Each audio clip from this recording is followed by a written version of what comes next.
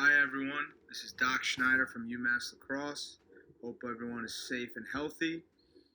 Today I'll be presenting about our goalie play philosophy, mentality, and also modifying some of the drills we do so folks at home can train by themselves. Before I start, just want to thank the Richmond staff for putting the Coaching Through Cancellation platform together. I know I've learned a lot from watching videos from my peers, so I feel very honored for the opportunity to present here today. All right, so let's get started here. First and foremost, we want to have a garbage pail mentality in the cage. Garbage pail holds its ground, garbage pail does not move, and this really helps us with the idea of focusing on being set. A lot of bad habits that we break down or that you'll see on film or watching live, whether it's dropping your hands, taking false steps, those can be attributed to not being set when the shooter is shooting. So we would rather focus that perfect positioning and understand that the shooter needs to bring the ball back to us, and it is much more important to be set in the cage.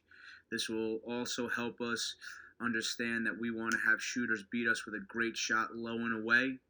Really keeps us in the mindset of keeping our hands up, making shooters beat us with really high quality shots, and also getting really tough spots on the field. If we're doing a really nice job funneling guys down the alley, squeezing guys down on S dodges underneath or coming up from X, we want to be able to have this garbage pail mentality and own the pipes, own the alleys, something we'll discuss a little later in this presentation. But this is a really great opportunity to have your teammates back, have your defensemen's back, have that garbage pail mentality, hold your ground, and then really, in terms of leadership, the best leaders in the cage make saves on game day. So to start off here, we have our hands first drill, a really simple drill but really effective, where we can use a short stick to really dial in on the mechanics. We want to keep our head square, our stance is a few inches wider, so we still have that athletic base so we can move our hips laterally. This drill has nothing to do with velocity, so if you have a younger sibling or a parent that literally just wants to throw the ball to you, it is much more about muscle memory, honing your craft, driving your top hand, showing yourself that, hey, if I drive my top hand with great intensity, straight line to the ball, my body will follow. And we like to start off in the center of the cage for this drill because we like to show our goalies that, hey, if you have a great base and you're set and you drive your top hand, you can get to a large portion of the cage without stepping. We are not concerned with rebounds either. We want to be aggressive to the ball, punch that ball out. Our goalie here has been doing this drill for a while, so he had a pretty good ball control, but we want to be aggressive to the ball with that top hand. So now building off of that hands first approach, we drop down to the pipes here and really focus on that mentality of owning the pipes in the alleys. The goalie position is a very difficult one. So with our guys, we try to simplify it as much as possible.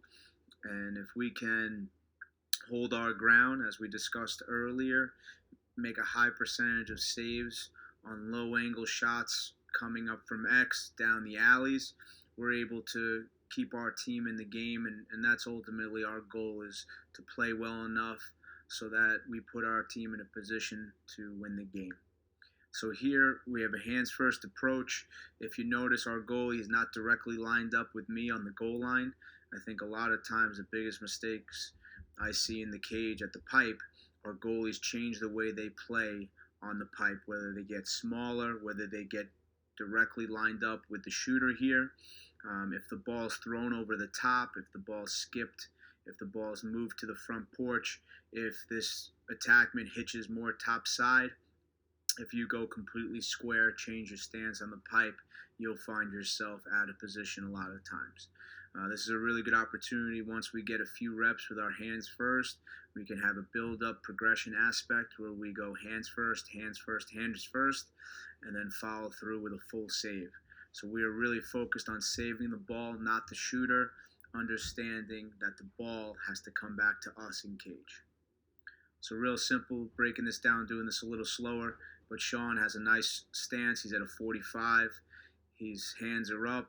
He's going hands first. really understanding to drive that top hand, he can get to wherever he wants to go, ready to step across laterally, matching stick inside, and once again, back to basics, really wanting to get beat low and away. Keeping his hands up, right? A lot of times when guys want to try to beat us low and away, they'll drop the head of their stick, and that's when matching stick inside, that principle comes into play. Another drill, once again, you can do with a short stick. All right, so this is a build-up of the pipe play. Now our goalie has a short stick in his hands. We've added another coach here. And what we try to really show here with our goalies is that when you are on your pipe, whether the ball is coming up from X or going down the alley for those low angle runners, your positioning, your stance should be the same. Not changing the way we play, right? Swinging our head, so we are going to drop step to the pipe, hold our stance as the ball comes up from X, and really the only thing that will change is us turning our head to the shooter if we are going down the alley. This helps us simplify the position, maintain discipline. We have that drop step. We're also doing this with a short stick, right? Hands first. Once again, the short stick really helps us highlight any mechanical issues. Leading with his hands, matching stick inside. Notice from his hips down, he is not moving whether we are coming up from X or whether we are coming down the alley. This helps if I were to throw this ball up here to Coach Mack, step down shot. Only thing that is changing is where his head and his eyes are going. We will always like to utilize taped up tennis balls here so we can put some velocity on it and to mitigate beating our goalies up. They see enough shots in practice, but really good drill to really help with that positioning on that pipe play. You're seeing this once again going back to our philosophy that if we can own the pipes, if we can control these low angle runners, we'll have the opportunity to put our team in a successful position at the end of the game.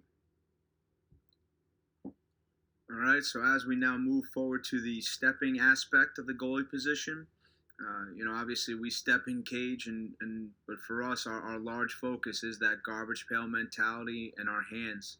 Our hands will always determine, our top hand will always determine how well we step. And for us at UMass, and I know this might be different than for some folks, we focus much more so on our lead foot than our drive foot. I believe that if you have a great top hand and you're exploding to the ball with your top hand, you will naturally drive to the ball. The thing that we have really focused on over the years is that lead foot. If we step with that lead foot and we kick it out, or it is behind our drive foot, that will open our chest and our hips to the sideline and won't allow us to be square to the ball.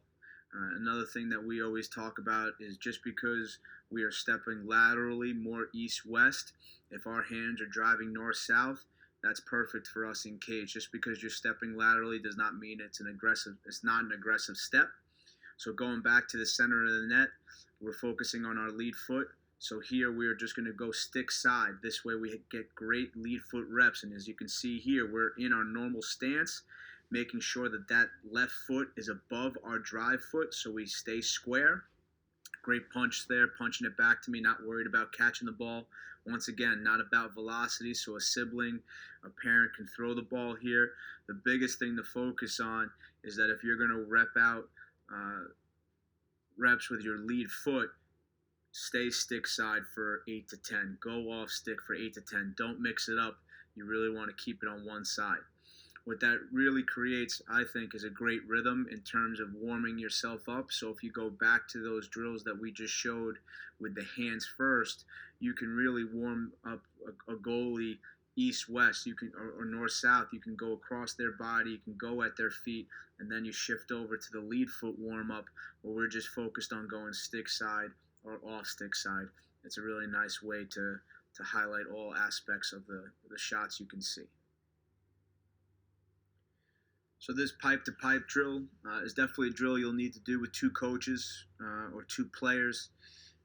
It's a great drill it's a challenging drill. It's a great drill in terms of repping out our main philosophy points in terms of holding your ground, leading with your top hand, having great focus on our lead foot, and really showing our goalies that, like I said, if you're set, if you're driving your top hand, if you have great muscle memory with your lead foot, you will naturally drive off that back foot and get to where you want to go. So our goalie right now is his stance is a little bit different, where he's completely flat at the goal line, but he is on the same pipe as where those balls are on the far side. And in this drill, he is going to follow the ball, turn his head, and then step once the ball is released. The only way to get there with a short stick is if you are leading with your top hand and you are getting that lead foot out. If that lead foot is stuck in the ground, you won't get there. If you don't drive your hands perfectly out to the ball, it'll be really hard to get there. And once again, the short stick really highlights any lack of mechanic, but it's a perfect example of that east-west step, getting to a really difficult save, a wing-to-wing save. And you could really challenge your shooter here with velocity. If, like I said, if you're at home with two siblings, two younger siblings, or your parents, just get closer to the net. Really, for the goalies that are in cage, releasing and driving to the ball once you see it released out of the stick, I mean, that is really realistic. It really helps goalies be set, see the ball out of the stick, explode across their line. And you're going pipe to pipe. You're going to the two furthest spots that you could possibly go. You can mix up the shots here, and all we'll do is we'll get off-stick reps, so we're focused on driving off sticks, and Sean's a lefty there. Driving off stick, getting that right foot out, then you can switch sides. All right, so lastly here, unfortunately due to the circumstances, I know a lot of us are training by ourselves, so this is an example of a wall ball progression that we do at UMass. Some of the focal points here, these are also laid out by order of importance, especially based on the philosophy that we just reviewed in this presentation. So it's a 3x4 where there's 4 reps at each one of these blocks. We want to be able to create a rhythm, but not a rush, right? The biggest thing that we want to get out of wall ball, and we talk to our shooters about this, we talk to our defensemen when they're doing footwork, any position, if you do this with purpose and you do this with the notion of trying to perfect your craft, you can create great muscle memory. This is not about rushing through this workout. This is about that if I am saving a shot at 40 miles an hour, or 20 miles an hour, or 90 miles an hour, I'm going to naturally react the same way through built-in muscle memory. We use the example of an NFL quarterback.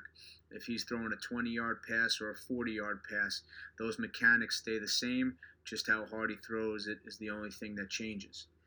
So like I said, perfect save, muscle memory. We want to focus on one spot at a time. Stick side high, go through these 3 blocks. Stick side hip, go through these 3 blocks. Something that you could add in is jumping rope or sprinting between sets. I think that anytime you increase your heart rate and bring in a little fatigue, you can really see what your natural reaction is. You know, when you're fatigued, do you still have that perfect muscle memory? Using a short stick versus a goalie stick, I think using a short stick is always a great way to see if you're doing everything fundamentally sound. And then starting 4 to 5 yards off the wall is a great place in terms of using the wall for wall ball progression. Right, so this first block here, if we're doing the example of off stick, we're starting hands first. Base 3 inches wider, still able to move laterally like we talked about, and hands first. Get 4 reps off the wall, top hand straight line of the ball. Reset to your normal stance, from your hips up, right? So little wider base, get back in your stance from your hips up, get 4 reps. Next, same exact spot on that off stick, we're going to focus on our lead foot, making sure our lead foot is more upfield than our drive foot, keeping us square to the ball. Foot pointed to the wall, not pointed to the sideline. That's how you know you're leading with your foot versus kicking out, and it keeps our chest square. Lastly, the next 4 reps can be that full save. Leading with our hands, right? So this is from a normal stance, leading with our hands, then leading with that lead foot, and really seeing that drive foot would naturally follow. And this is an example of the amount of reps that you can get. I hope this was useful. I hope you guys can apply this to your circumstance at home right now. And most importantly, understanding that there are a lot of ways to teach this position. There are a lot of successful ways to teach this position. But if there's a couple of things that you took from this presentation, whether it's vocab or just some small examples, I hope that's the case. And I hope everyone stays safe and healthy. And thank you again for the opportunity.